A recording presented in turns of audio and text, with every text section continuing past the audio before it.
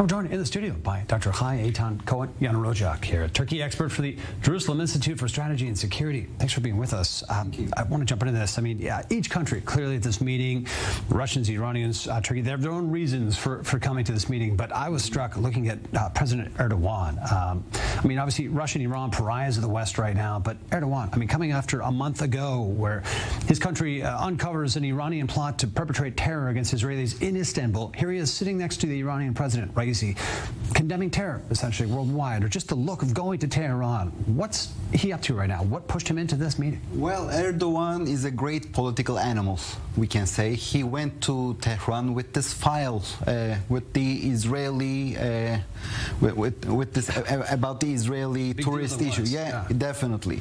So what he's going to do is he is exploiting that particular issue, and thanks to that, he basically wants Iran reluctantly to accept a possible Turkish military operation in northern Syria, in the Manbij and Tel Rifat enclaves. And he needs Russia for that too, clearly. Yes, of course, because Russians have military bases there, and Turkey made it very clear also in the past that they are not going to tolerate any Kurdish presence, PYD-YPG presence on the west bank of the Euphrates River. So they are doing what they already declared. Yeah. And they're supported by the U.S., so how complicated does that get? It's very much complicated, but at the end, I think also because of this delicate situation in Ukraine and Sweden's and Finland's accession to NATO, I think the US should also satisfy the Turkish security concerns, and that is why we happen to see this declaration in the NATO summit that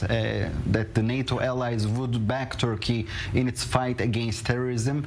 A similar statement was also carried out during this latest trilateral meeting between Russia and Iran. And if we are going to see a new Turkish operation in Tel Rifat and in Manbij enclaves, I think that this should not surprise us.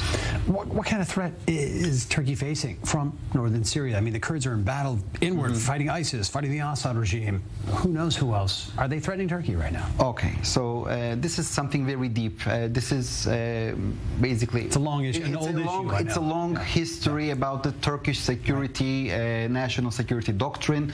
The Turks are very much are concerned that a Kurdish presence throughout their border in Syria may create a domino effect inside Turkey, and that may basically trigger a secessionist Kurdish movement. So they are not tolerating any autonomous / any independent Kurdish political entities next to their borders.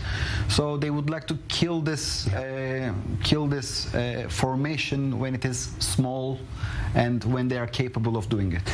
And I know there's clearly major Western concerns seeing Vladimir Putin going to Iran, seeking weapons. I mean, a lot of issues around that. You touched on that. But from Israel's perspective right now, what was most concerning about this meeting yesterday? Is it the Turkish involvement? Is it seeing Russia and Iran get even closer at this point? I think from the Israeli point of view, the most important issue was the Russian interest in the Iranian UAVs, that they are going to use these in the war in Ukraine.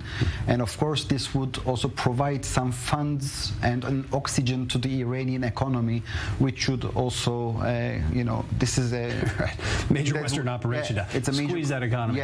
But in my opinion, Israel should not be very much excited from this joint statement that the three countries are condemning Israeli airstrikes in Syria. I can tell you as an expert on Turkey, Turkey really has no interest in condemning such an act.